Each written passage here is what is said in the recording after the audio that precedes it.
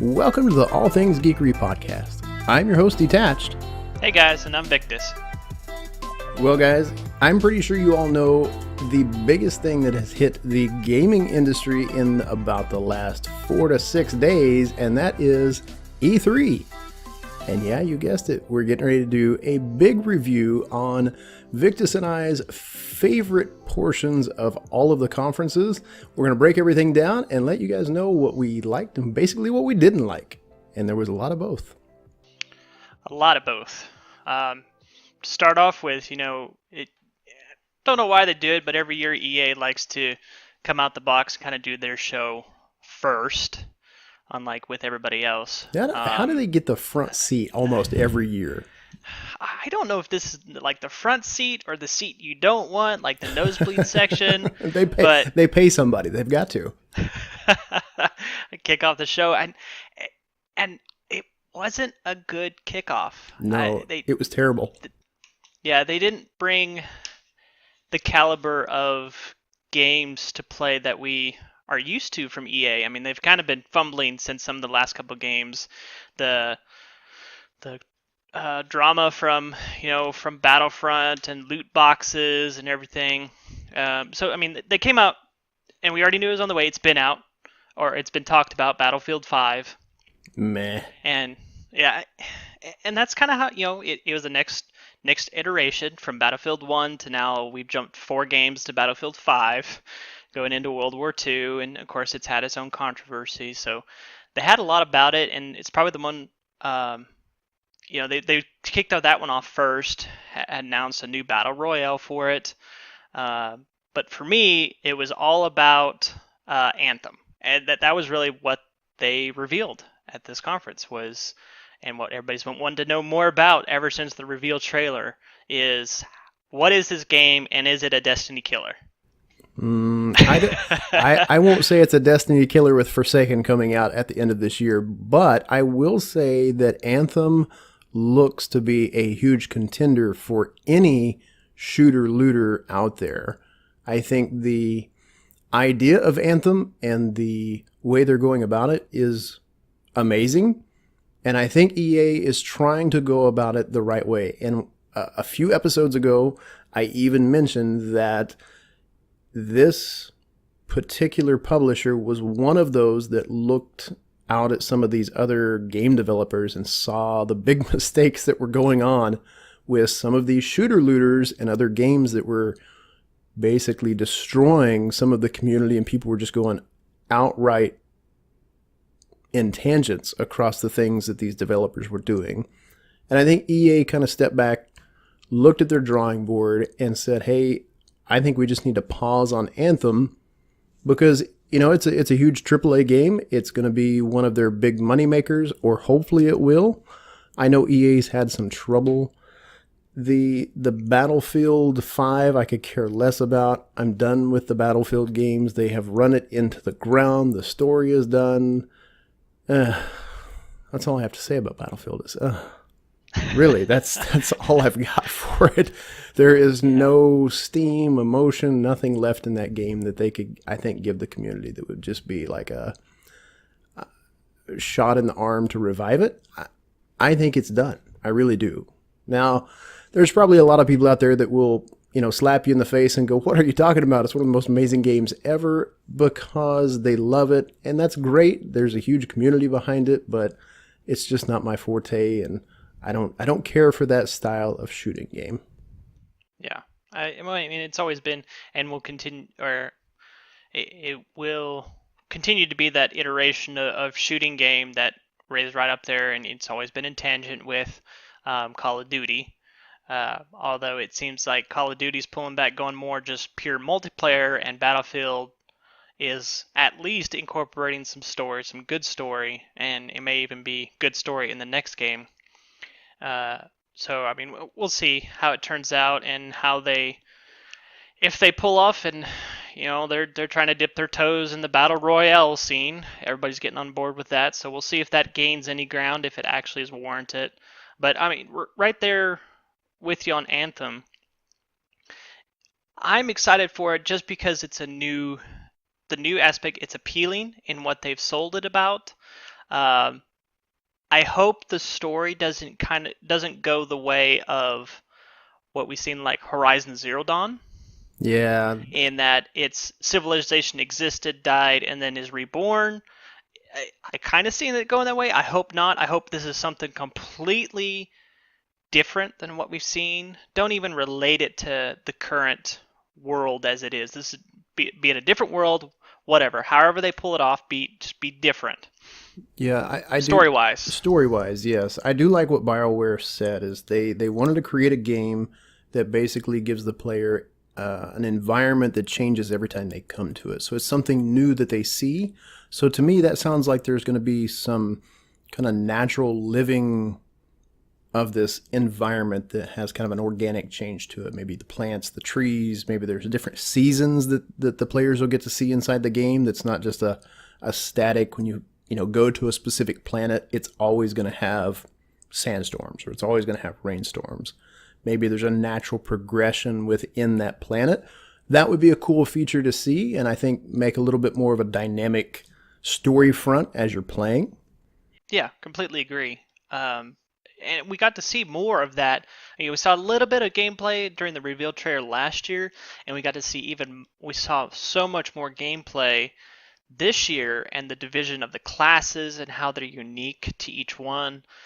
I really, really hope there's a good RPG depth to each class, either via skills, if they have them, or if they, for some reason, chose not to go depth on those, you have accompaniment gear. Yeah, Maybe both. well, I would really like to see both. Like you said, I would like to see the RPG factor come in. I would like to see if they're going to make a specific class, you know, a tank build, a healing build, whatever their deal is, that they're going to go with these suits. They did talk about how the suits are going to be extremely customizable, and from the trailers that I've seen and what they did preview as far as the multiplayer goes, they showed a few different variations. They showed some larger suits with definite heavier weaponry on it versus some of the smaller, more sleek suits that seem to be agile and were able to get in quicker and do littler damage, but they could evade and they could fly faster than some of these bigger suits. So I think if they come in and they give the players the option to customize the suits, do upgrades, change their weaponry, give them some different abilities that they can customize as well, I think you're gonna have a very happy customer base with a game that is as cool looking as Anthem's gonna be. Yeah, yeah, and with that, they nail the story and they nail the development of the character, and that can hold a lot of people.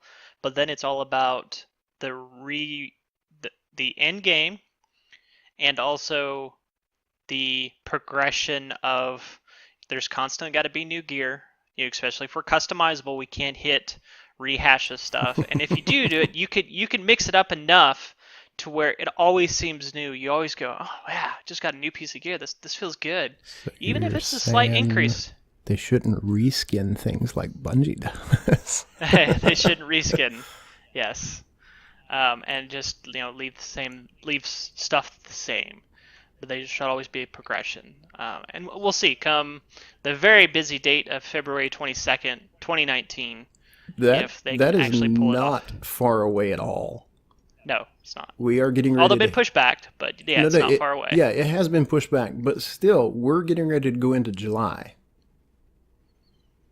There's basically 6.5 months for them to get this game prepped, ready, and be able to be delivered to the doorstep of the customers, and not have a partial game that is playable, but yet it's not delivered with what they said is going to be delivered. Now, EA is not known for that per se. When they release games, they do release pretty good games. But for the most part, BioWare has not had a good track record over the last couple of years. I would say probably 5 years with their games. Their games have been a little shoddy at best. Yeah, especially when they let other people. It sounds like they're really becoming hands-on with this one. Yeah. So I have hope that come that date, we'll have at least a polished game when it hits. Polished, buffed, bow wrapped. I'm planning on pre-ordering the game. I love shooter looters, and I do kind of have high hopes for this game. I don't think it's going to be a replacement for Destiny, especially after seeing Forsaken, but I think it's going to be a big contender. So I'm very anxious to see what they do with it, how it looks. I love stories, so I hope the campaign is good. Yeah, me too. And we'll see. So, ending on that, moving into our next conference was Microsoft, and I gotta say about the entire conference itself, it was really evenly paced throughout the entire way. They had lull moments of when they brought in and announced all their indie games, but it was, some people call it a safe conference. I don't think so. They really nailed their big ones. Yeah, I don't think it was safe. I think they were consistent. Agreed. And that's the word I was going to use, was consistent throughout the entire way. There was no lulls, which we'll talk about a bad lull later in the podcast. But hitting the ground running. I mean, within the first couple minutes, you're seeing a trailer which we didn't know what's happening in this trailer. It's very, very naturally, and opens up, and finally you get in the trailer and it shows, all of a sudden, wait, those are Marines. Those are UNSC Marines. And then boom, there's Master Chief and the announcement of the next Halo game, Halo Infinity. I will say the crowd kind of went wild when I saw this, but I'll say my personal opinion for this is I'm done with Halo. I've been done with Halo for a long time. I'm going to leave Master Chief at his final resting place of Halo 3, which is the last true Halo that was made. 4 and 5 do not count. They are terrible. And if you have other words to say, then drop them in the comments and we'll have a chat. So for those of us that had actually played through those two games and somewhat enjoyed them, I'm looking forward to it because not so much. Well, I'm looking forward to it because I think they are realizing that they need to come back, and people were calling this out during when that was revealed. It's like I felt very like my first reveal of Halo 1 during that trailer. Now, whether they keep that emotion going into the game itself when they actually, reveal something besides the cinematic trailer, I mean, we'll see. Yeah. But that's all we saw. We saw a cinematic trailer. We saw Halo game Infinity engine. is done. That's it. Yeah. And here's the one biggest failing point of Halo in 6, basically, is 343 Industries. Terrible. They are awful at story writing. They are not consistent with making their plots run gambit across one another. You can't tie anything together because they don't know how to write a story, and they need to just quit. There, I'm done. Okay, let me have that soapbox back. Thank you. So, I mean, people were excited about that, and then they went into a couple of other going to be multi-console games. There's no doubt about it. Some surprising announcements that were announced during the Microsoft conference. You had, we knew it was coming. Or actually, they announced Just Cause 4. I think it wasn't announced before that. Yeah, I think there was a snippet that was released before E3. Was there? Okay. But this was the big reveal, which... Yeah, reveal the gameplay and the kind of the story, a little hint of the story about it. Game that shocked me, I haven't played it any all, but Devil May Cry 5. I know there's a fan following to that, but the trailer really got me hooked on the personalities of it. I like I said, I've never played the other games, but I know about the game. I know about the game. So. I have played the first 2, and they're cool, don't get me wrong, but Again, not one of my favorite game genres, but the trailer and the graphics and the story of Devil May Cry 5 looks pretty amazing. So I think overall, like you said, Microsoft did a good job with their bringing some of the bigger games to the table and saying, hey, look at what we did. And then they did an okay job consistently with their indie games and some of their smaller titles. I would say Devil May Cry 5 is not a large AAA title, but it's not a small title either. Yeah, I completely agree on that. And then they even showed more of Crackdown 3, which people, I know there's people excited. They are. That the, can't think of his name now, but it's officially confirmed he's in the game. I know who you're talking about, but I can't think of his name. Everybody knows who we're talking about. Yes. We'll figure it out later in the podcast. If you guys know who we're talking about, then drop his name in the comments when you guys listen to this. Let us know. So, they showed more of that. I wonder how much they paid these companies to say, hey, reveal all your trailers during our conference, even though you're going to have a conference later. So that you saw Shadow of the Tomb Raider, you saw Kingdom Hearts 3, which I'm excited that's going to be on Xbox. I'm excited played those for Kingdom Hearts 3. I loved the first two. Amazing games, crazy fun to play, and this one looks even better from a story and character base, and the fighting in the game looked really freaking cool. Yeah, it looks in all ways an improvement over the last two games. But the games in that series, Kingdom Hearts 1 and 2, besides all the remixes and all that, it looks every way, incorporating all the Disney stuff into it. I'm super excited about it. It's going to be a either day one or soon after day one purchase for me, because I do love that series. So of all the multi-console games, I think that's the one I was most excited for. Well, besides our next one that we're going to talk about, or two. But yeah, it was one of the most ones I was excited about. Do have to call out, I'm pretty sure the Gears community, for one, in this order, cried out in joy, had a heart attack of fear, and then cried out in joy in that order during the reveal that happened. Pretty sure there were some brain aneurysms that happened in that moment as well.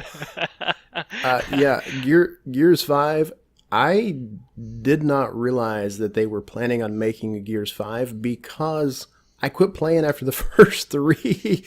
I never picked up the fourth one to play it, so I don't even know how that story progression continued. And here's the funny thing is both me and you are playing our backlog right now. We're playing a lot of other games, and one of the games that is on my console is just kind of sitting there, and I always scroll past it, is Gears 4, and I've not wanted to start it because I kind of forgot how the last one ended before that. Yeah. I myself haven't played Gears 4 now. Of course, I've gone and read the story about Gears, and I've always enjoyed the games when I got into them, and I'm excited for the community because Gears 5 was announced. One person did call out, I've seen it mentioned areas where it said Gears of War 5 was announced, and I don't think that's it. I think it's now just Gears I think it's just 5. Gears. Yeah. I think it's just Gears. I haven't seen anything on any of the social media or any of the other big sites like The Verge or Mashable or any of those guys.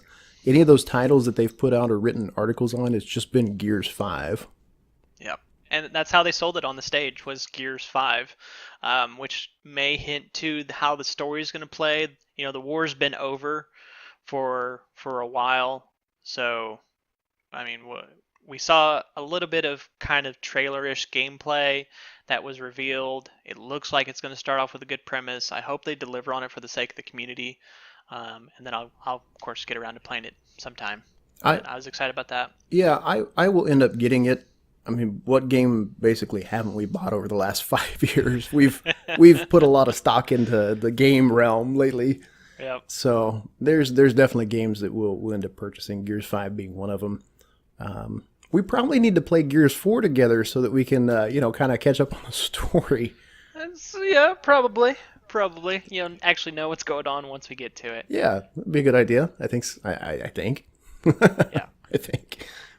And then probably now comes, I think, the coolest reveal of the conference. People may say that's Xbox fanboy talking or whatever. I think it was a great reveal of the game itself, and that was Cyberpunk 2077. Dude, Cyberpunk 2077 stole the show, if you ask me. It really did. Cool Especially concept for a game. Yeah, absolutely. I mean, and we saw, I can't remember when that first trailer out, at least 2 years ago, 3 years ago, when it was hinted at, that first like cinematic trailer that was a couple seconds long, and everybody's been talking about it. It's like, where's this? Where is it coming this year? People were really hoping, and then it happened. I thought the project got ixnayed, honestly, because I think it's been at least 3 years since we've seen anything from this company. Yeah. Well, I mean, the last thing they worked on was Witcher that we know of, 'cause Right. it's Project Red. So, but yeah, great reveal. For one, they in that reveal released, I don't know how many hundreds of copies of Witcher 3 free to the community that figured out that entire sequence was just game codes. Yeah, it was So, ridiculous. wow. Yeah, it was ridiculous. But, kind of ending on that note was great. It showed the world that we will start to see with Cyberpunk. Very, what I've seen some people refer to, and I completely agree. It's a Deus Ex meets Mass Effect. I would completely vibe agree to with it. that. Yeah. Yeah. Very vibrant world colors. And again, this is going to be a narrative-driven RPG, so I'm excited about that. I love narrative-driven games, and I'm in this 80s, 90s retros kick right now with all the colors, so all the neon of everything in that game just was like, okay, I don't care what the game is. I want it because of that right there. Yeah, and it has it because it just comes off as that appeal, a futuristic, 80s feel to it, with the whole, hacking and how it's played there, and the vibe of it. So it'll be exciting once we actually get to see. It looked like that was gameplay engine trailer. I think it was. It Maybe looked like wrong, that, but I think it was. but I don't know if that was confirmed or not.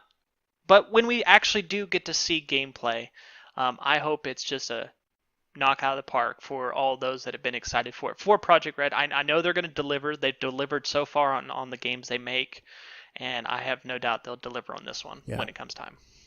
Yeah, I know there's a lot of people that are excited about Cyberpunk, me being one of them. So that'll definitely be a game that is an investment for sure. Do we know when it's coming out? I don't remember seeing a date. I don't think they announced a date yet. Okay. If anything, it's February 22nd, 2019. Yeah. So the big release. Beginning Beginning of next June year. 19th, June 2019 is what is saying. So Dang, we've got an entire year to wait. Entire year. But in that time we'll get to see gameplay and learn more about it, the story, what it involves. So there was one other game that they announced that brings back boyhood memories for me, and that is Battletoads. No, you had to get that in there. If you guys have never played Battletoads, rewind the clock to about 1993 and go look up some YouTube videos of Battletoads. It was the strangest, weirdest mix of basically Teenage Mutant Ninja Turtles, but not, and better. It does hold the record for one of the hardest maps ever in a game. I did not know that. Yeah. Well, at least reviewed by several YouTubers and bloggers out there. If you go across Battletoads, one of the end levels of that game is labeled as one of the hardest ever. Well, I just give myself props because I beat that game when I was a kid. and that's huge. Kind of hats off to those that stuck around. I hope I hope they do good at it. It's going to be interesting to bring that type of. I mean, they've done it so far. Side-scrolling's Donkey Kong's come back and nailed the side-scrolling. I hope Battletoads comes back and really uses modern technology, but is able to be side-scrolling. Who knows? All we saw was Battletoads, so it might be free roam, or it might be, we don't know. We just know it's coming. It's coming. Huge fan of the side-scrolling games. Another one, real quick, for the fans of side-scrollers was Ori and the Will of the Wisps. That's coming in 2019 as well. If you guys never played the first one, it is ridiculously hard, but it is a beautiful game. The developers did an amazing job of keeping the old classic side-scroller, but also giving it depth with some 3D perspective. So there's things in the background that overlay as you're moving, and the characters, the story, all of it was just very, very well done, but extremely hard. And I think that was kind of the appeal, was going back to the old school days when we were kids. We got these hard games that we used to play, and it was absolutely no problem for us to sit in our room for 15 hours and play Mega Man and Mario and all these others. And it seemed to be no problem at all. And now as we become old men, we have a very hard time playing these old side-scrolling games. And hats off to Ori for being able to pull off and being a success, because I've never heard a bad thing about. I mean, I personally haven't played it, but in my reviews and talking to people about it, talking to you about it, I haven't heard a bad thing about that game. I absolutely 100% agree that it is a beautiful game. It's well done. It has a good story to it, in what it has. So I firmly believe that they'll do good on the next one. And I hope they incorporate more elements of side-scrolling to be a true successor. You always need to have something new to expand upon into that. Yeah, I hope the side-scrolling continues to be successful. I hope the companies that are bringing them out are able to kind of keep up with the new standards that are coming out with the new systems and just what the community is wanting. The big AAA games are amazing. The worlds and the characters and the game time and the grind, we're both completionists. We love the grind of a game. And we were talking about this just a few days ago. Some of our clan members and some of our friends that we play with don't know what a true MMO grind is. I don't know why I'm throwing this in here, but you guys out there that have played MMOs know what the heck I'm talking about, because you'll sit and you'll play thousands of hours in an MMO over its lifetime and not bat an eye. And then we hop in a game like these looter shooters, and they've got grinds, but nowhere near what, say, a WoW or world, the PC MMO game realm is.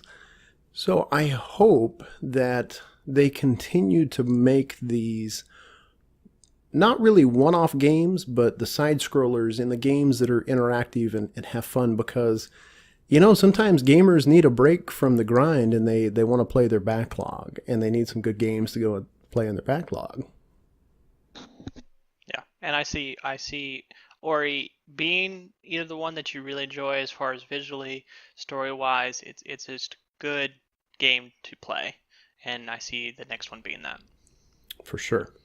So, talking about MMOs, though, is an excellent segue into our next conference. That was Bethesda. Bethesda. I just like saying the name Bethesda. Bethesda. Just say it slowly, like Bethesda. Yeah, excellent choice of name there for that company.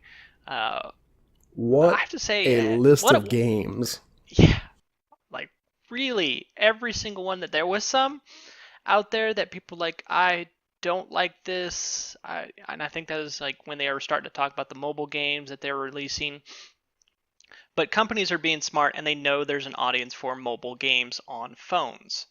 And whether we like it or not, some people don't have consoles, some people don't have PCs. So companies are making stuff for them, and there's audience that are watching it. So speaking of that, I watched a pretty interesting documentary on Sony and Sega and a couple of these other companies, specifically around some Japanese companies. And gaming's huge in that market for sure, but because of space limitations, that's really what this show was talking about. And I can't think of the name of it, but it was talking about the space limitations in people's apartments and their homes and power consumption. And because they're so busy in their everyday life, because they're usually always on the go, the mobile gaming has really kind of picked up in that Asian market over in Japan, China, and a few of the other countries out there because they don't have time to sit down in front of a actual Xbox or PlayStation to play some of these games. So the things like the Switches and your mobile enacted games have become pretty big out that way. Yeah, and Bethesda showed two, if not more, games for mobile. They of course they have the Elder Scrolls Legend, that card game that was the competition to Hearthstone. Mm-hmm. Well, and just by saying the name Elder Scrolls means there's a huge community that's going to follow that game already. Oh, sure, absolutely. And then they even went and announced another kind of a click point and click type mobile game with Elder Scrolls Blades. Mm-hmm. It looked interesting to play. I don't think I'll pick it up and play it, but it was definitely one I could see people getting behind. Yeah. On a mobile platform. But besides talking about those, every other console games, PC, and these will probably come to PC. They had an answer for every one of their fan base, every single one. They started out with, we knew it was coming because Walmart Canada spoiled it. And I love that little tease there that they did right off the bat. That was great. That was really good. Shots fired.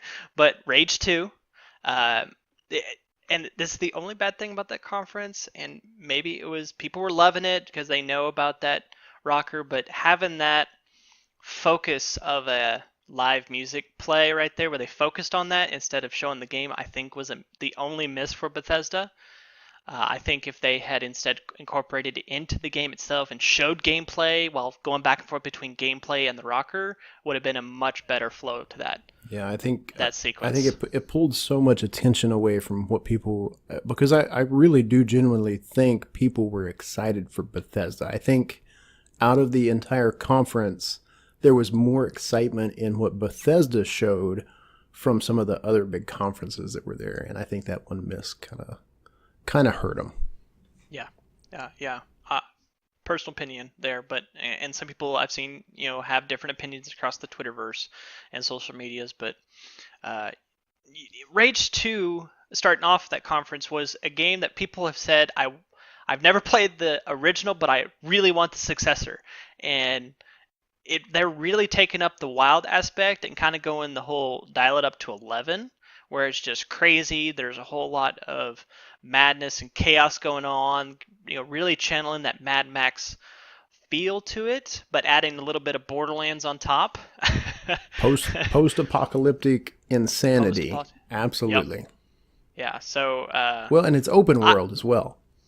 Yep. It definitely takes after the original game, Rage, which had good gameplay. It had a good, you get different loot, you get different gear, and you can kind of level up yourself, the RPG aspect to it. I hope they keep that going with Rage 2 and really harness that insanity that's we've seen in the trailers in the gameplay now, and keep that going throughout into when it releases. So yeah, it's been a long time coming. The original game came out in 2007 from ID. Yeah. If that takes you back down memory lane. In software, Yep. So that kicked it off, and then we moved right into, we knew it has happened. We were going to hear more about it. We saw a trailer for it in the Microsoft conference, but that was Fallout 76.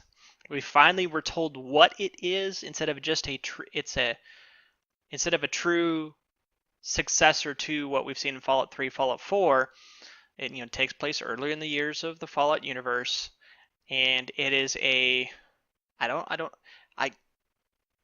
almost an MMO. I'm gonna say it's almost. It's Almost. Fallout with multiplayer.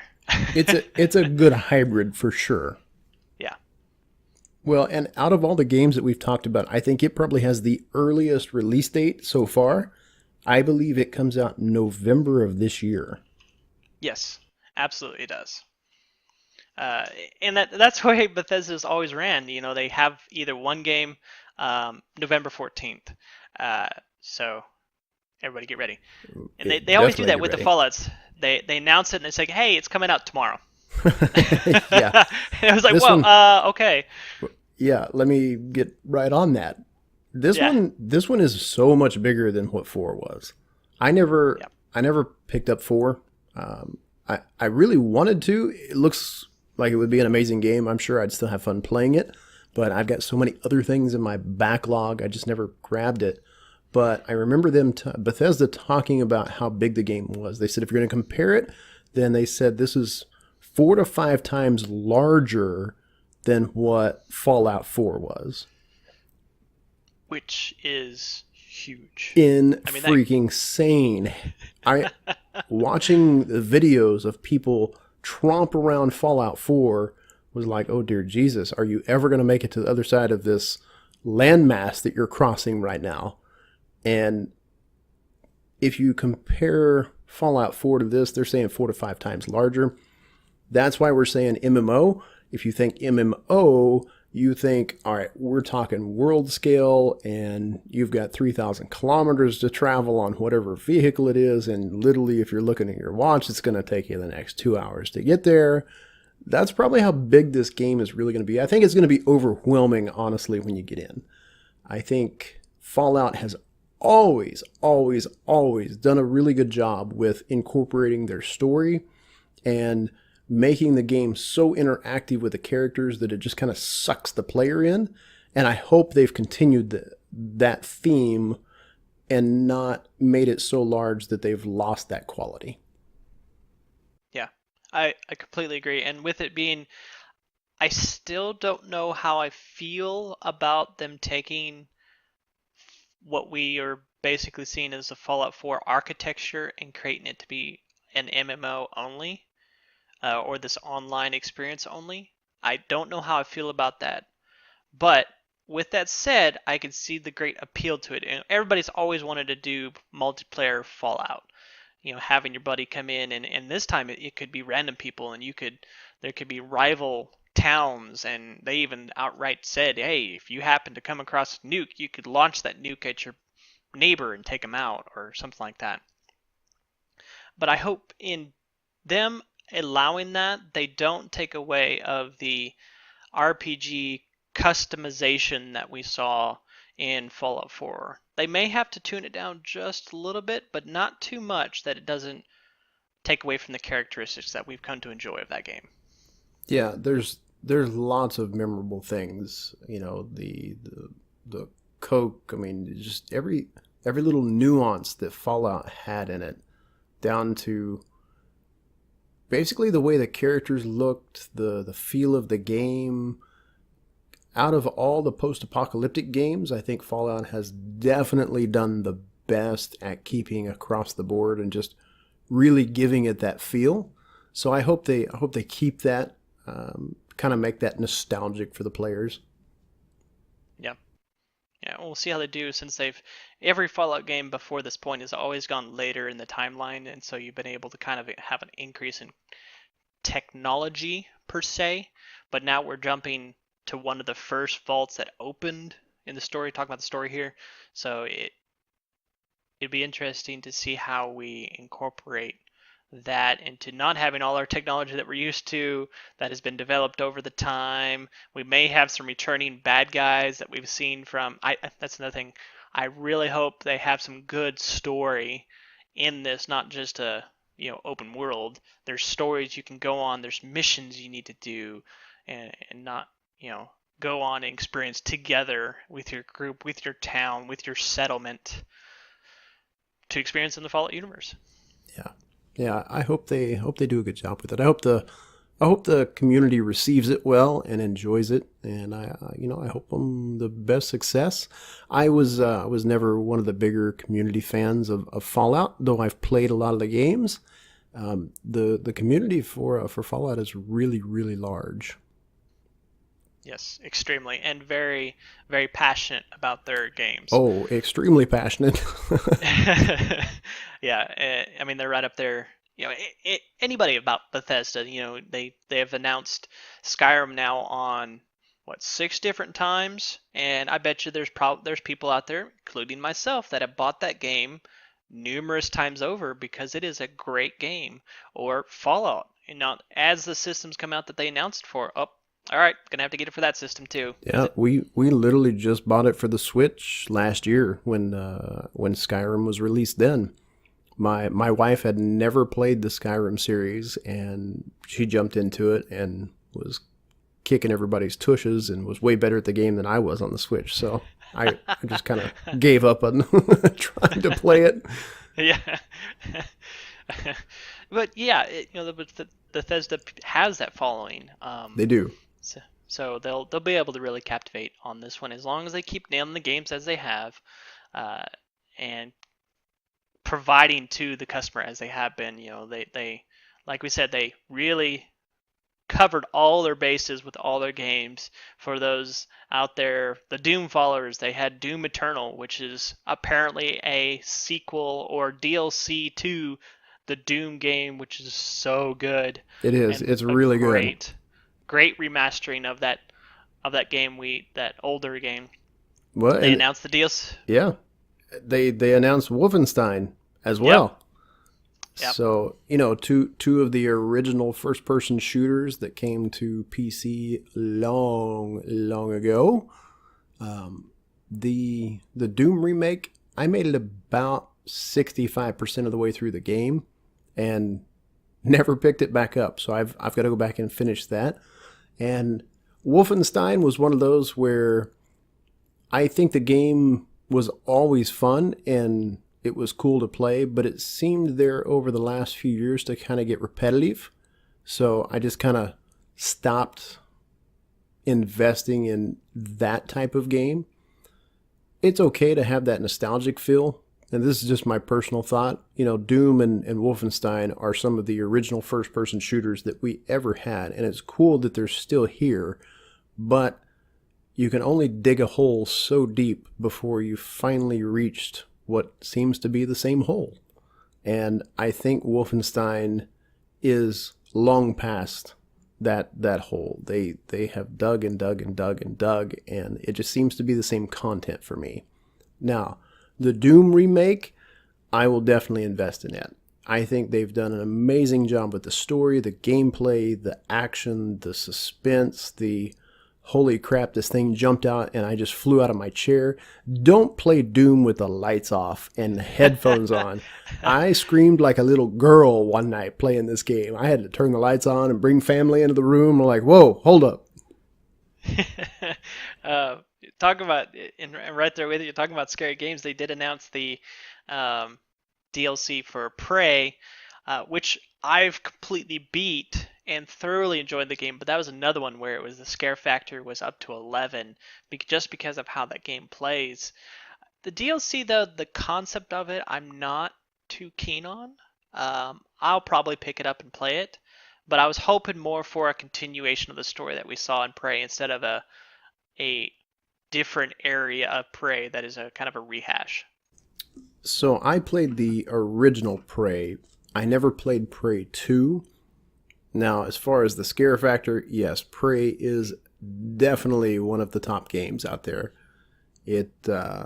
As far as the gameplay, I wasn't too impressed with what I saw for this DLC. We'll see what happens. I don't really know if people were that excited for another Prey game. The community, I don't know if it's really even that big for this game anymore. It's one of those where when Prey came out, amazing, people jumped all over it. They loved the scare factor. And then there was quite the time lag in between it and the second one. And the second one kind of got a little bit of attention with the streamers and the YouTubers, and it seemed to kind of drop off pretty quick. So I'm curious to see how this one will pick up. Yeah. Well, and it didn't have the I mean, to if you're a completionist, it definitely had the replayability for it, but the completely customizability that has been in other Bethesda games like Fallout, like Elder Scrolls, to keep you coming back, to keep you wanting to do more. Once you, I mean, unless you're in it for the achievements, once you beat the story, that was it. I mean, you were done. Very, very well done. I mean, I enjoy this story thoroughly, but I don't know if I plan on going back and playing it. Just maybe to, complete my achievements. Yeah, with me only playing the first game, I don't even know where they went to the second one. I'm definitely not going to pick it up.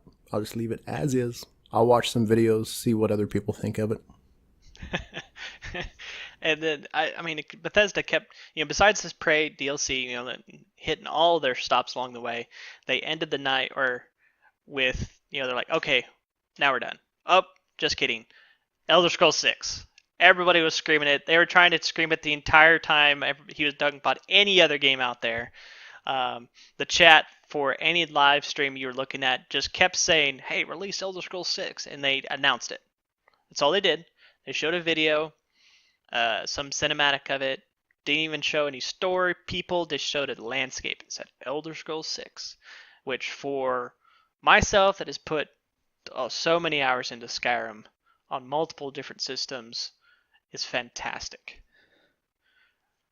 And I know everybody out there they didn't care. Elder Scrolls 6, okay, I'm happy. Pretty sure everybody said, yep, doesn't matter what it is or how many hours I'm going to have to play it. I'm just going to pay for it, buy it, and continue to play it. I'll end up getting it. The amount of hours that I put into Skyrim, I really don't even know. There's a crap ton of them over the years in the different consoles. The landscape and the story of that game is ridiculously beautiful. That's the best way I can describe it. And they really, Bethesda kind of hinted at this. Microsoft confirmed it. Microsoft confirmed that they're already working on next gen. That's all they said. They're just working on next gen. That's it. But in how Bethesda revealed some of the stuff they talked about, it kind of gave the hint that they're really aiming at next generation of gaming. Whatever that will take form of, but Elder Scrolls 6 just having a cinematic trailer saying we're in development. That's going to be a couple years out. Okay. They announced the surprise new reveal. It's been rumored that people have heard they're working on some kind of sci-fi space game, Starfield. We saw again just as vague as Elder Scrolls 6. Saw a space station in space around a random planet, Starfield, and that's it. That was pretty much it. Because it was coming from Bethesda, it's going to be good. Yeah, I think with Bethesda keeping the mystery up and not really previewing too much of the game, yeah, I think people are pretty excited for it. The level of excitement for me, we'll see. I don't know. That's another one of those where I don't really know a whole lot about it yet. I know they've wanted to work on it and publish it for a long time. So I'm always kind of leery of those type of games too, especially when the company comes out and goes, man, we've been working on this for years and we're finally here. Well, what the crap has taken you so long then? What kind of bugs and issues and money problems and PR problems have you been going through that's taken you, and what kind of roadblocks? What's all this stuff? So that's how my mind functions when people come out and go, yeah, it's taken us a long time, but here's this new game that we want you to buy. Right. Apparently a game they've been working on for years. But I don't know. I have high hopes for it because it is Bethesda so far. Everything they release is very true and nails the audience. Very true to the audience that they're going to release and nails the content. With minor hiccups along the way. So I think they ended that good note. They covered it across the globe with what they did. And some say even best of, giving Bethesda the best of show. Yeah, I would say probably best of show. They were top two for sure. So moving on from Bethesda, we now go to Ubisoft with the little hiccup that was the trailers of Square Enix. That's so funny. I mean, they put all their cards on the table in other people's conferences. I mean, the game that they're looking at the most from this company is the, people really want to know more about the remaster of Final Fantasy VII. Didn't even mention it. And the two that we did see that people are looking forward to, Shadow of the Tomb Raider and Kingdom Hearts 3, we just saw the exact same rehash that we saw in Microsoft. Although they were still by themselves good, the conference itself was just trailers. Yeah. I mean, and some talking, that was it. That was it. It was pretty sad. It was a very bad showing. It really was. Yeah. And they had some amazing games to show off, but it just was not executed very well at all. Yeah. Completely agree. And, from there, jump right into Ubisoft, which has several games people have been wanting to know about more since they've been talked about. We heard about one of them last year at E3, Skulls and Bones, which was talked about at the same time we had Sea of Thieves released, although Sea of Thieves has already been released. People are now starting to compare Skull and Bones to that game and how it operates and everything. I think it's much more, I see it taking a much more Assassin's Creed Black Flag feel, and taking that warfare to a 10. I'm not a Sea of Thieves fan. It was fun, but I didn't really care for it overall. The Skull and Bones, it has this lifelike feel, or the way it looks anyways, to it, and seems to be a lot darker. So it doesn't have that kiddie graphical aspect. And it doesn't matter what you do in a game, when you make a game look like that, it's hard to take it serious. It's like Fortnite for me. Fortnite's fun, but man, it's so hard for me to get serious in that game. It's just goofy looking. It really is. Right. Yeah.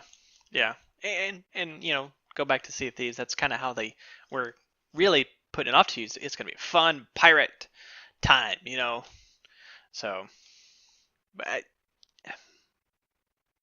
it has potential, Skull and Bones. We saw another fight of ships and how you can immediately turn on one another to get some more loot, but to be able to really encompass that, they need story, they need quests. You need to be able to have, they can really pull it off. They have fully customizable ship, which they talked about it a little bit, but they really need to just dial it up to 11 to keep people coming back to play it. If they have, microtransactions for extra cosmetics of the ship, people actually want to show off their ships. So I really think they have to do that to be able to keep Skull and Bones after release alive. Completely agree. I think if they want a chance, have a chance, then they've definitely got to do that for sure. Yeah. Moving on from there, talk about two games that really encompass the rest of Ubisoft, and that was Division 2 and Assassin's Creed Odyssey. Division 2. Oh, the things we could talk about. So, for one, please stop it with the voiced over gameplay. Oh, that is not how we talk to each other when we're out there trying to take over a zone. So terrible. They did that with the original game as well. You could have shut everybody's faces during that preview, and it would have made the game 100 times better. Nobody goes, oh, look, there's a bad guy coming at me. You go to my left, and you flank him, and oh, I'll shoot this guy. Nobody does that while they're playing a video game. Come on. No, yeah. It's ridiculous. Yeah, I think that besides showing off how really gorgeous Division 2 looked. Oh, it looks freaking amazing. They would have been able to nail it if they had just put real players, like let people, maybe even the action of those 4 players would have been absolute pro, but the conversation there would have been from the player perspective. All right, talk about the bad guy using using your gear, not as the person being the character in the game, Right. but as a player. Yeah. Then they would have really nailed that, but had to do that. Yeah. The whole portion of the game that we got to see, very pretty, looks cool. It's moving to Washington D.C., so I think that's going to be an interesting aspect to see how they bring that portion in. If they make the same mistakes that they did in Division 1, it will be an absolute waste of money. People will be super disappointed. So, Ubisoft, I hope you learn from your mistakes of Division 1 and will bring a game to the table that will actually be functional and fully set, and not this, oh, well, we wanted to do this, but now we've kind of changed our mind and we didn't really know what we wanted to do in the beginning. So we kind of made this stuff up as we went. If they do that, I think they're going to lose all players for Division. I don't think people are going to stick around. Yeah. I mean, the Division game was one that, it started strong, but people got through it very quickly and they're like, okay, what now? Yeah, it fizzled. It fizzled yeah. big time. People started seeing the redundancy of, the stuff that you did, but then they fixed themselves after the first DLC. The last couple that they released free to people, I think. I'm pretty sure they were free. free. I'm pretty sure the last few were free and definitely redeemed themselves. I will say that. Yeah. Yeah, people were going from other games that they've been playing with people, multiplayer games, back to Division to play it, and they were having a fun time. And people are still streaming it too. Yeah, absolutely. So they need to keep with that. They're already starting strong with the environment that they portrayed of DC, the rebuilding of after this post-apocalyptic virus that happened. But one thing I hope they do is continue to capitalize on the different environments. That's one thing that turned me off about the Division. It was always in the city, and it was really always the same. You had skyscrapers walking through the streets. Skyscraper was walking. Oh, we got to go underground. Okay, well, and it was always snowing. Always, yes, it was always snowing. It's been snowing in New York for 3 years, guys. Absolutely. So it looks like they're capitalizing on that in having different environments. I hope they have much more than what we saw, not just a city, not just an open area, but you go into these different areas, you explore all about DC, an area, for one, the area needs to be huge for you to go through. Huge, and it needs to be more interactive. You need to be able to get into vehicles. You need to be able to explore more buildings. I think that was the original intent for the first one, was to make it more open world like that. But it was very limited. I mean, there was only a handful of buildings that you were able to go into for the first one. And even once you got inside the building was even limited. So I hope they open that aspect up. I would really like them to see if we could get a vehicle in the Division 2 to, maybe putt around a little bit. Just give me a block or so that I could drive a vehicle and not have to run everywhere in the Division. Right. That would be amazing. Some kind of transportation. Give me I will take a bicycle. I'll shoot some bad guys with a bicycle. I'll grab the AR-15 and I'll go old school. I'll pedal with my feet and I'll shoot bad guys as I'm driving down the street in a bicycle. Yeah. Or if they modify the fast travel to be more where you don't think you need that anymore. You're still traveling on foot because transportation has basically been knocked out because of the virus or whatever it is and the fall of civilization. But, and really doing a good fast travel system so they don't have to. Yeah. Yeah, for sure. And then Assassin's Creed Odyssey. That's another one. This is Spartan Creed. This is Spartan. Yep. You want to know what the game's going to be like? It's going to be Roman everything. It's going to be lots of Spartan soldiers, Roman war, cladly looking men that have thongs on with shields and swords. That's what the game is going to consist of. Yeah, It's gonna be.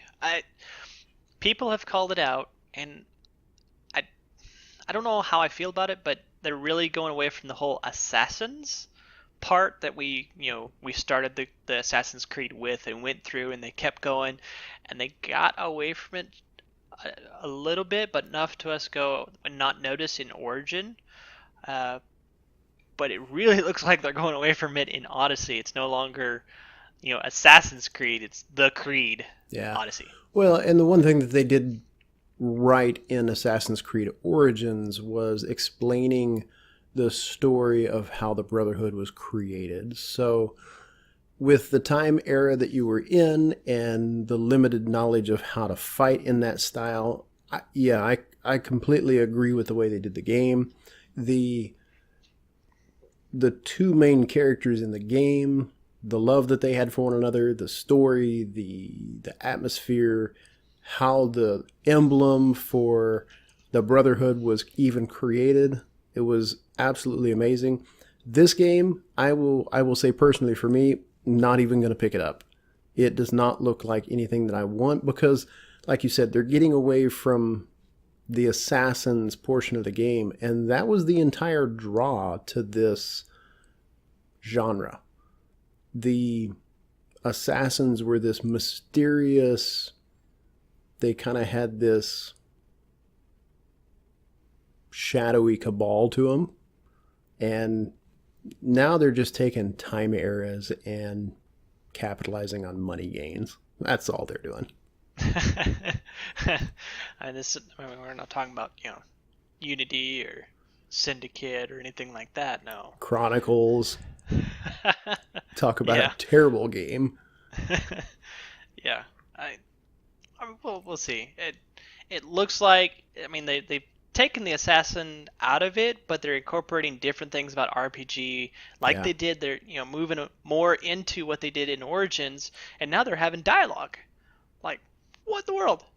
Yeah, this is the Dialogue. first. Yeah, it's the first time in an Assassin's Creed game that you will ever have dialogue. That's going to be an interesting play on this game. I think it's going to throw the players for a loop.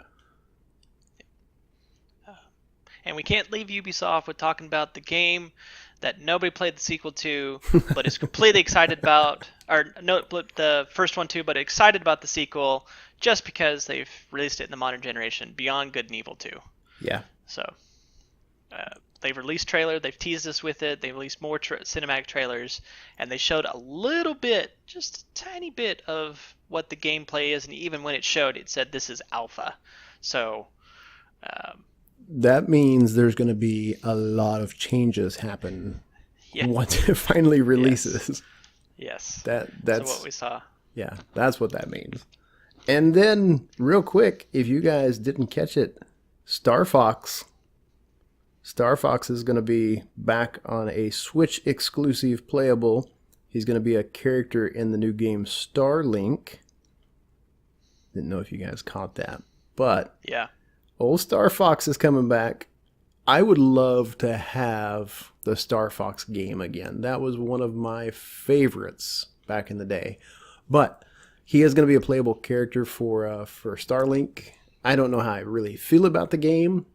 I don't know if having Star Fox as a playable character is enough to draw my attention towards that or not. Honestly, it did not look that good. Yeah, it was an interesting addition, kind of an RPG ship battle game Mm-hmm. in what we've always wanted a true Star Fox game to be. It kind of stinks that we have to get on the Switch to get Star Fox. I get it, Nintendo. Yes, I know. But I think without him, I don't know how that game will be. Trash. I'm just gonna call it just trash.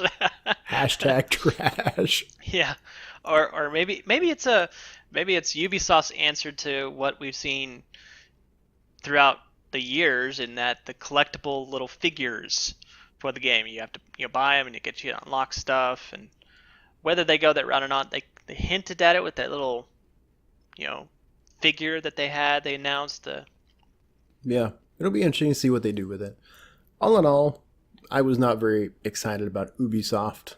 The only game that I was excited about was The Division 2.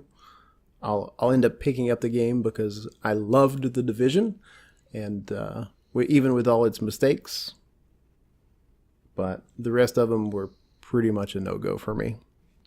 So moving on from Ubisoft, we then moved on and waited with bated breath on how Sony would answer what Microsoft did. And starting off, everybody's kind of like, what are we doing? We're in a church. What's going on here? Because they had all the VIPs of E3, the content creators, the YouTubers, all those that create stuff for these events that are invited to E3, all come out and be in this barn that they've stood up. And even when they showed the live stream, they were kind of wondering, what did we have technical difficulties? Did we have to move everybody? And what was going on? And even they announced it. And guys, I get it, but why have a live player that plays a song for a long time without the context? You just have gameplay, have something that entitles it to be that. But finally, they released the trailer of Last of Us Part 2. And then it all came together. And I have to say, that was a good hook. Good hook there. People are in the environment of the game itself and transitioned right into it. Amazing hook. I am skeptical at best. Well, one, I won't play the game because I don't have a PS. So, but I do say that Sony came out pretty good as far as the conference goes. A few awkward moments in their setting and baiting people. A lot of people, once that kind of took place, were looking at one another like, what is going on right now? But all in all, I think they did a pretty good job at the conference. They Sony overall, I would say, probably took third in the conference with what they brought to the table. I think they had some hiccups overall, but I would probably give them third. Yeah. Besides, and this is the biggest complaint of everybody out there that's watching the Sony conference, besides the live performers, which that was everybody, is that intermission period where they tried to fill it with like people talking about their own company. That was terrible. It felt really, really out of place. After that strong start of Last of Us Part 2 and showing how brutal the game is going to be even more, and then they go right into intermission. Yeah. No, keep it going. We know you have good games. You could have gone right into them. Build the hype and then you kill it. Yeah, just right there. Just took it right out from under. Now, I bet the people on site, they actually had a good time because it showed that they walked through and they had an experience as they moved to the next area. But for those watching the live stream, which is millions of people, it felt really awkward. Yeah, really awkward. Extremely. So yeah, Last of Us Part 2 looked amazing though. Yeah, it did. Completely. I'm right there with you. I don't have PlayStation 4. Probably won't ever play it, but I completely agree. And I've seen the gameplay of Last of Us, and this one looks just as good to keep you hooked, to keep you going throughout the game. Spider-Man looked amazing. I have to say, it's the Spider-Man we've been waiting on. There's been a lot of just flops of Spider-Man. There's been some okay ones. Sounds like the movies. Yeah, right? But this one looks, and everybody is saying it, those that got to play some of the gameplay, it just so smooth. This is what web slinging is supposed to feel like. I hope they really capitalize on what you can do with Spider-Man. Maybe you unlock stuff for him. I'm all about the RPG stuff, but maybe not. Maybe not. Maybe they just go with the story and they really utilize that, but they got to have, and maybe they bring in the same villains, or maybe they modify them just a bit to keep them interesting. I would like to see a mix. I would like to see some of the originals, change them, however, update them, and then do some new stuff as well. I think that would be a fun mix for everybody. So, Spider-Man, if I had a PlayStation, I'd get that one, Last of Us Part 2. And then there was the one they all wanted answers on just because it was so far out there in what we've seen about it, and even that small trailer we saw last year. And Sony did not disappoint in still leaving us with questions about Death Stranding. The trailer for that game was bonkers. It had babies in it, it had skeletons, it had crazy space monsters, it had Daryl from The Walking Dead. It was just really far out there. Yeah. And we can assume we saw gameplay. I'm pretty confident saying that was gameplay we saw, but we still have no idea what this game is about or what we're going to do. We know for a fact we're going to carry boxes and possibly dead people. That is about We know that. all we know. There's been a lot of people say it, and I noticed this too. Sony revealed that Death Stranding is what our character would look like in a true RPG when it actually showed all the gear we're carrying. Because sometimes, there was a lot of boxes on the back of those guys as they walk through some wilderness random area. So, I think they're capitalizing this really, and the guy behind the idea of Death Stranding, they're really capitalizing it, keep this mystery, this like, what did I just watch, and bringing the hype to it of what this game could be. Yeah, I think the mystery behind it is amazing. So I'm curious to see what they do with it. Curious to see how the community reacts to it. It has a big actor in it that they did, live action with, which is Daryl from The Walking Dead. So I'm curious to see how, he kind of hypes the game up as well. Yeah. So I'm right there with you. I think besides that intermission issue, they came out strong with they were definitely really strong in their exclusives of their console, of letting the developers for their exclusives really just take off with them, make good games, and so far it's delivering, and really really strong. So that's one thing they've held over Microsoft in their exclusives. Microsoft came out and just showed games. They did what PlayStation did 2 years ago and just showed games. Yep. Here's all your games for everybody. So I think, again, besides the intermission, very strong conference. Yeah, very. The game that really stood out for me for Sony was the Ghost of Tsushima. Yeah. A little weird with the guy standing on stage playing the flute before the game preview really started. That was a little awkward. It seemed to take away from what was on screen. But the gameplay transition from the trailer, well, it wasn't even really a trailer. It was the game engine that you got to see sweeping across the field. And then the transition that went into the Ghost of Tsushima with the samurai walking up the hill with his horse. Oh my goodness, it was beautiful. Oh yeah. Really good looking game. Besides what we saw of some of the combat,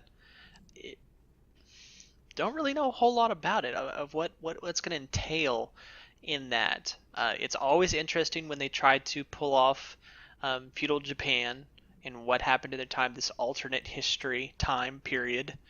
So, we'll see. I hope we get to see more of that soon, so we can start getting a good idea about that and really following it. But being that exclusive, I'll probably never play it. But I hope for the sake of those that will get it, it'll be a good game. Yeah. And last but not least, one that, for the sake of the Switch, people have been waiting with bated breath for is Nintendo's conference. Oh, Nintendo. And they could easily just swapped out that conference. Instead of saying Nintendo, it was the Smash conference. People were, they announced it. People were talking about it. Metroid Prime 4 was announced last year. Didn't say anything about it. They didn't say nothing about their 3DS line. Absolutely nothing. Yeah, about zero. Games coming to it. They covered some Pokemon. People were excited about actually having an open world kind of Pokemon on the go. On the go, really really strong Pokemon game that's for the Switch. What they still said is in development. They've going to release 2 games that are going to work alongside Pokemon Go. So it'll be interesting how those are both unique, but then also keeping the next Pokemon Pokemon game for the Switch also different than those two that they just released. Yeah. So that was a small tidbit, and then we had the next, 25 or the first 25 minutes of the conference was all about Super Smash Brothers. It was all Super Smash Brothers. That was it. All Super Smash Brothers. And most, maybe I won't say most, but those that have Nintendo, like me, have got that Nintendo because of Smash. Yeah. I've done that since the GameCube, waited either in preparation for or right alongside when Smash released, whatever version that was, I got the console for it. I got the game for it. Yep, same here. I originally started on the GameCube and have just progressed since. Yeah. So, yeah, very exciting. They did say that the ultimate version of this one will have all of the previous characters from the game's history. So that's pretty exciting. Which is huge. I mean, the selection of people in the Wii U version of Smash is massive, especially with all the DLC that they've released. But now saying everybody's coming back, plus 3 new additions. Yeah. You have the 2 Inkling boy and girl, which we knew that was coming from last year's trailer. But then they said, and I never felt one way. I'm a huge Metroid fan, but apparently there was a group of people out there that wanted Ridley to come and be part of the Smash universe. Yeah, so Ridley's coming. Yeah. So I don't feel good or bad about that. Great. But man, I don't know how I'm going to feel when I get to that character selection tree and see like 65 different choices. It's going to take me 30 minutes to figure out which one I want to play with. So it's going to be huge. And then on top of that, I guarantee they're going to release DLC characters. Oh, absolutely they will. Just like they have. They've done that with every game that they've had so far. So. Which hats off to them for including, I assume, they definitely made it sound like that all the characters that have been DLC are going to be just by base in the game at launch. Yeah. You have Bayonetta's, you have Cloud in there, so all those that were DLCs of the Wii U version. Definitely exciting. So I think Nintendo will. And then you had Fortnite. They announced Fortnite is going to be available for the Nintendo Switch as well. And I know like that day. It was like, oh, hey, go download it. Oh, go have fun. By the way, this opened, and I know the Fortnite community went, what the what? Yeah. And then that was an absolute fallout for Sony. Going back to let's talk about Sony again. Absolute fallout for Sony, and they're still trying to recover from it. The bad PR in that people that have been PlayStation gamers of Fortnite. Yeah, Sony made a big boo-boo. Well, why can't we? What's going on here?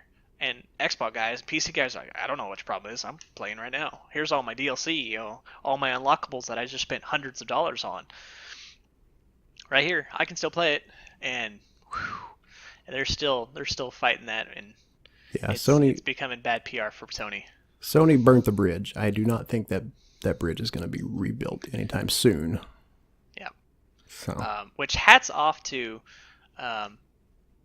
the developers of Fortnite and how they've done that game. They basically, hey, you want to play it? Good, here you go.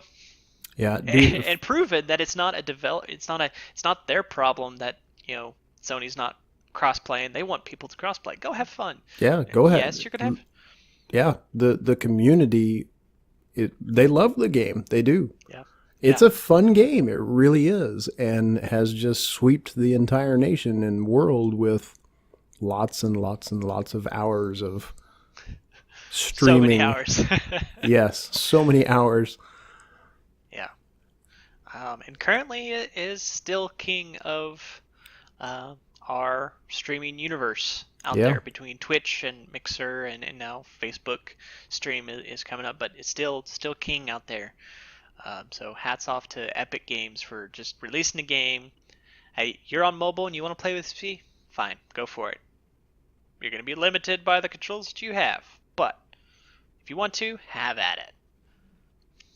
Yeah, definitely hats off to them. They've done an amazing job, for sure. That basically wraps up the conference. I'd wish they ended on a stronger note. I mean, Nintendo had a chance to capitalize on E3, and yes, they released a lot of Smash, but that was it. Yeah, Nintendo doesn't know how to capitalize anymore. They really don't. They're such an old company. They have forgotten more about the gaming industry than what most gaming companies nowadays even know about the gaming industry. That's how old Nintendo is.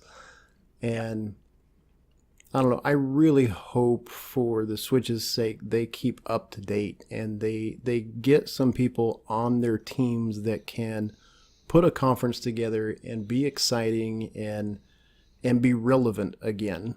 They really do. They lack relevance right now. Yeah, well, and they need to keep up. They've been going strong with the Switch release and the games on that, and they need to keep it going. So they're still confirmed. Hey guys, Metroid Prime 4 is coming. Yeah. And I don't know how long they expect Smash to hold them over. For how long? But they need to keep up with the releases for the Switch. Whether that means porting games over, really working with people to port games over to the Switch, or getting some more Nintendo content out. Yeah.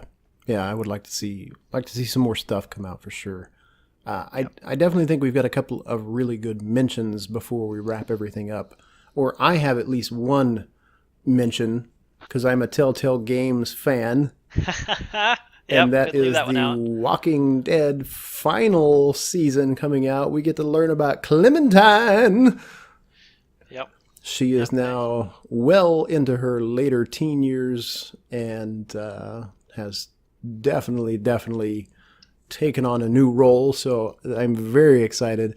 That is definitely going to be a pre-order, and I will be playing the snot out of that game once it comes out. And they also announced the Overkill's The Walking Dead, which also looked good. It did. It looked really good. Good capitalization. I don't know how that will combat with, or if it works against The Walking Dead's story games that you've now fallen in love with, but it looked really interesting to me. Yeah, so the Telltale Games, they did a very smart marketing deal with their games.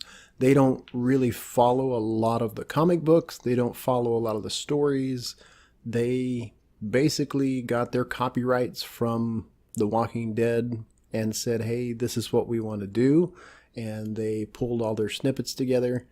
So I think Telltale is safe zone. I don't think they've got anything to worry about from other games pulling away from their stories anytime soon. Yep. All in all, I mean, we can call out different conferences of E3 as the winner, but I really think the winner of this E3, and has been said about different E3s before, was the gamer. Definitely. This was the gamers conference. It really was. In previous years, I don't think there was much attention paid to the gamers at all. It was all about, look at what these companies are producing, look at what we want you to pay for. And this year was much different. And hats off to the gaming companies that are publishing games because they are recognizing what needs to change. Well, guys, that's what we thought of this year's E3, how we thought about each conference. If you agreed with us, if you don't agree with us, definitely leave a comment down below. Love to discuss with you, and we'll definitely be looking forward to all the great games that we'll be releasing over this year and definitely into 2019. Follow us on all the social medias that we have in the description below. And as always, I'm Victus.